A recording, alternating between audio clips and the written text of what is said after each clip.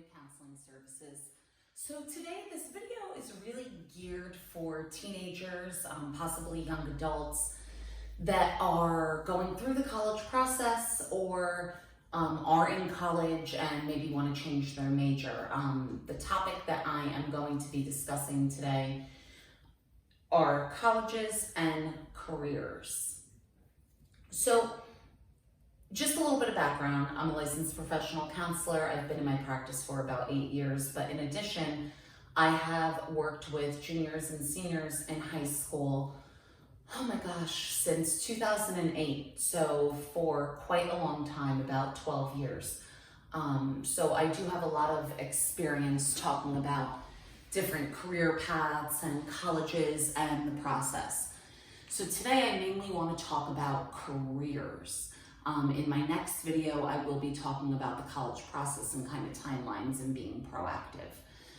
So what I always tell my students with careers is, yes, we definitely want to pay attention to the salary and the job growth.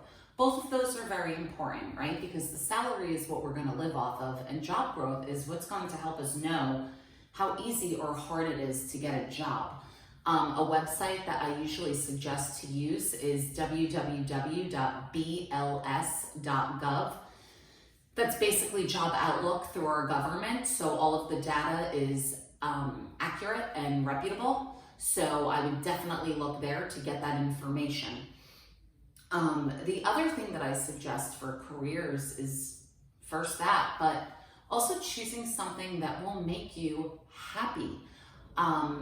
You know, you want to have a balance. Yes, the money has to be there in order for you to survive, but you're going to be doing this for like 45 years. So you also want to make sure that the happiness is there, and you may be posed with a question where you're looking at two separate jobs and both of the salaries are good, but job A's salary is higher than job B's salary, but you think you'll be happier in job B. So what do you choose? The job that makes you happier with a little bit of less money, or the job that you're not as happy, but a little bit more money? I can't tell you which one to choose because that's really your choice, but those are the two choices that you have. So what you really want to do is create a pros and cons list and decide, is the money worth me not being as happy? Now, let's say a job that you think you'd be good at, but not happy in at all, but does pay a lot of money, is also a choice. Again, you really want to think about that. Not my job to tell you, no, you should not do it, or yes, absolutely you should. But you really got to think about how important is the quality of your life. I say this all the time to my students. I am with my students all day, every day. 7 to 8 hours a day. I am here more than I'm in my home outside of sleeping, that I'm with family, loved ones, friends, my pets. So it would be really hard for me personally to come to school every single day and hate what I do. I was very fortunate. I always knew that I wanted to major in psychology and become some sort of therapist. To be honest, I never actually thought that I would work in a high school, but when I did intern there, I realized that I really liked that too. So I kind of knew what I wanted to do from day one when I was starting to look into careers and colleges more in depth my junior year. So I lucked out, because when you're not doing a change, not that a change is impossible, but it can create a little bump in the road.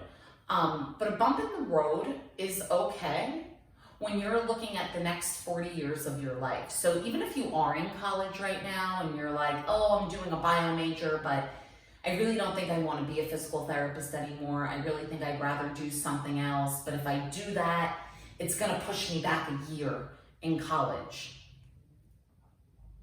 1 year behind for the next 40 years of happiness is something that you guys really want to think about when you look at that year, and that year seems like an eternity, because is that year really an eternity?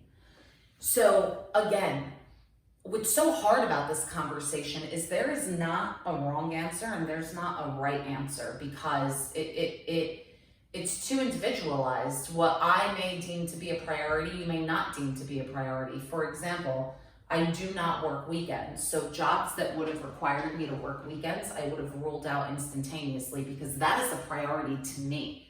You may look at me and say, I've worked weekends for 5 years. It's not a big deal. Well, then great. You could then choose that career. So again, it's not about finding the right or wrong answer in general. It's about finding the right or wrong answer for yourself. So when you are posed with these questions and debates in your head, go old school, very simple. Do a list, a pros and a con, and weigh everything out. Write that down on paper and look at it and assess it and say to yourself, which one is outweighing what? Again, you are working from, let's say, an average age of 24 if you went to college, until you're probably at least 65, unless you figured out a way to retire early. And if you have, if you don't mind emailing me that, so I could figure out how I don't have to work until I'm 65. But if you haven't figured that out, that's a solid 40 years of your life. So again, weigh everything out, make the best choice for you, because you're the one that's going to be doing it for the rest of your life. I am going to be posting throughout this week some different things about careers and helping you find a great career, and different tips and advice and things to remember. But if you have any questions about it, any comments, please write below this video. If you enjoyed it, if you would love to share it with other people, that would be great. Like it, comment it, follow us on YouTube, follow us on Facebook, Instagram. And if you ever think that maybe you could benefit from counseling, just to kind of go over the different careers and what would be good for you, please do not hesitate to reach out to either me, Jill, or Erin, and we would be more than willing to help. Or if you're not from our area, another local therapist in your area to help. Thanks for watching, guys. I hope you have a great day.